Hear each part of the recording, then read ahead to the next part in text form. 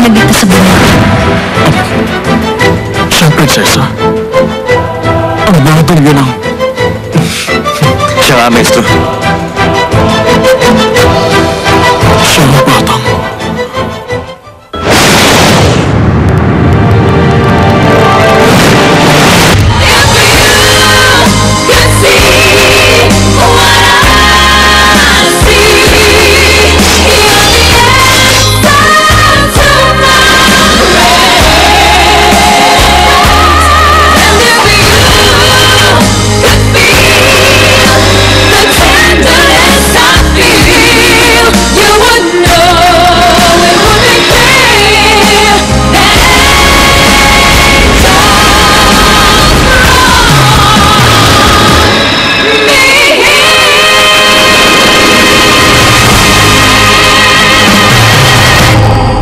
Kamahalan, ipahintulot niyo na po. Hindi ako tumututol sa nais mong ipatay yung Chomsongde. Pero ano yung sinabi mo kanina? Nais ko pong paghiwalayin ang templo at politika. Yun ang sinabi ko kanina.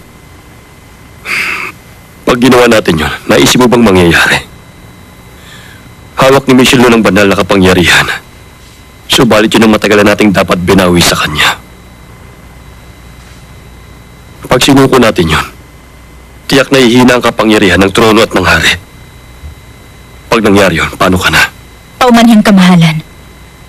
Pero ang paggamit ng ganong paraan, napag-iwanan na ng bagong panahon. Para lalong lumakas, gumamit kayo ng Budismo. Budismo? Yun ang dapat pag-aralan at makasanayan ng lahat. Palitan mo ang yan ng lakas na nagmumula sa agham.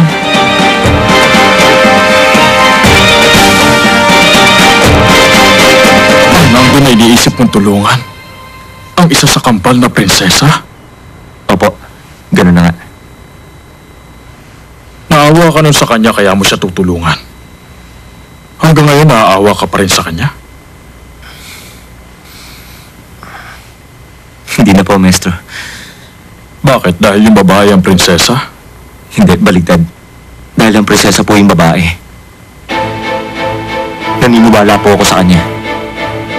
Kung prinsesa ng sila ang tulad niya, gusto ko pong maging bahagi ng mga pangarap niya. Nais ay ituro sa taong bayan ang tungkol sa maraming bagay. Mga bagay na sagrado ang kala nakakaalam dati. Katulad ng kung kailan magtatanong at kung kailan mag-aani. Balak niya rin po ituro sa lahat ang tungkol sa mga bituin.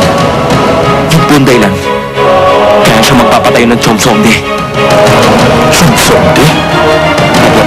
Isang tala-arawang hindi yari sa papel, kundi isang gusali na magsisilbing tala-arawan ng lahat.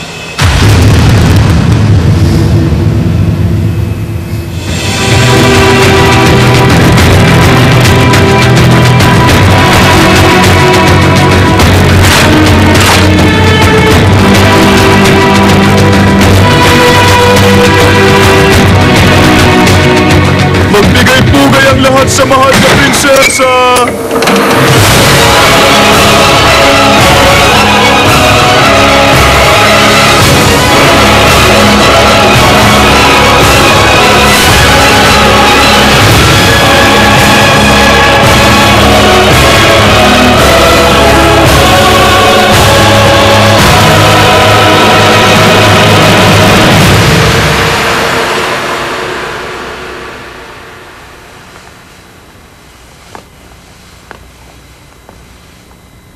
Simulan na natin ang pulong ng Konseho ng Sila.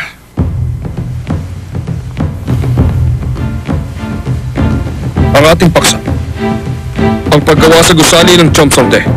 Aalamin natin ang inyong mga palagay.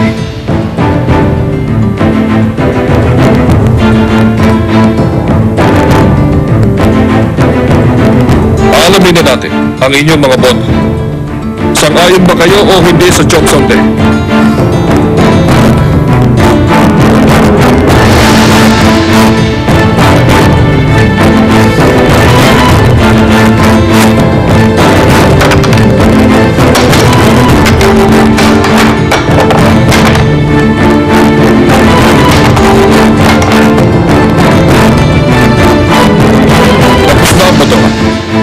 Sang-ayon ng lahat sa Chomsongde.